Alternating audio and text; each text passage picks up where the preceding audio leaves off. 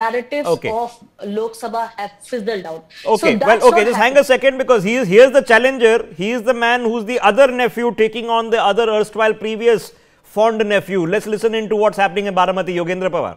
आणि आता आरोप प्रत्यारोप ते इलेक्शनच्या काळात होतच असतात. त्याच्यामुळं म्हणजे एक राजकीय कुटुंबात असल्यामुळं आमच्यासाठी हे काही वेगळं किंवा नवीन नाहीये. पण ठीक आहे, आता आजचा दिवस महत्त्वाचा आहे. हे अख्खे इलेक्शन मध्ये दादा फ्रॉम डे वन थोडं भावनिक कार्ड खेळताना आम्हाला दिसले. म्हणजे गेल्या वेळेस ते आपल्याला म्हणायचे की तुम्ही भावनिक कार्ड खेळताय, पण यावेळेस तेच हे कार्ड खेळताना मेरे पास माँ है वगैरे वगैरे, आणि चूक मी नाही केली यावेळेस तुम्ही केली वगैरे. काय शेवटी सगळ्यांना तो अधिकार आहे, बोलायचं स्वातंत्र्य आहे, ते त्यांच्या पद्धतीने तिथं काम करतायत आणि आम्ही आमच्या पद्धतीने करत आलोय.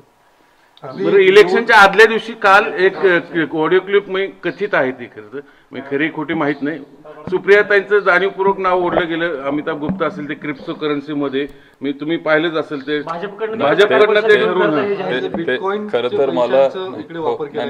तर मला एवढी धावपळ होती हे 2 दिवस की ते मी ऑडिओ क्लिप पण बघितलं नाहीये आणि काहीच ते बघितलं नाहीये. पण ते ॲलिगेशन बेसलेस आहे, फेक आहे, फॉल्स आहे हे मला एका आपल्या कार्यकर्त्यांकडून ते मला समजलं. आणि आमचा पक्ष आणि सुप्रियाताई स्वतः त्याला एक रिप्लाय देणार आहे, निवडणूक आयोगाला रिप्लाय देणार आहेत आणि त्यांच्याकडूनच तुम्हाला त्याचं उत्तर. पण इलेक्शनच्या आदल्या दिवशी हे ठरवून केलं जातंय आणि रात्री उशिरा 10-10:30 वाजता खुलासा करता येणार नाही, चालून जाईल. नाही, शेवटी काय, आता इलेक्शनच्या आधी कोणीही काही कुठल्याही पातळीवर जाऊ शकतं आणि हे आपण काल बघितलं.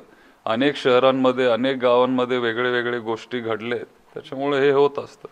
दुसरं असं की तुमच्याही कार्यालयावरती सर्च ऑपरेशन करण्यात आलं होतं 2 दिवसापूर्वी, काही सापडलं नाही. खरं तर तिथं काय नव्हतंच, त्याच्यामुळं काय तिथं सापडण्यासारखं नाहीच आहे. आणि आम्ही काही चुकीचं कधी केलं नाही, कधी करतही नाही. कायदा पाळणारी लोक आम्ही सगळे आहोत. पण योगायोग म्हणा का काही म्हणा, पहिल्यांदाच असं आमच्यावर सर्च ऑपरेशन केलं गेलं. ठीक आहे, आम्ही सहकार्य, आम्ही अधिकाऱ्यांना सहकार्य करू. तिकडे रोहित पवारांचे सुद्धा कार्यकर्ते पैसे वाटताना आढळून आल्याचं झटापट पण झाली तिकडे. पण काय, सगळेच व्हिडिओ हे खरे असतात असं पण नाहीये. जेव्हा बारामतीत लोकसभाची निवडणूक होती तेव्हा पण भरपूर व्हिडिओ समोर आलेले, ते तुम्हाला सगळ्यांना आठवत असेल. लोकसभा काही फार काही लांब नव्हती, फक्त 6 महिने झालेत.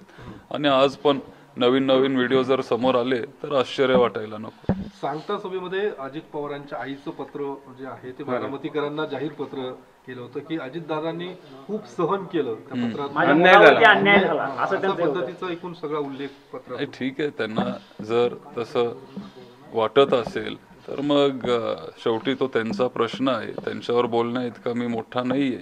पण अन्याय झाला असं मला किंवा महाराष्ट्राच्या स्वाभिमानी जनतेला किंवा बारामतीकरांना पण अजिबात वाटत नसेल असं मला वाटतं. आशीर्वाद घेतला का नाही नातवाचा पहिला मित्र.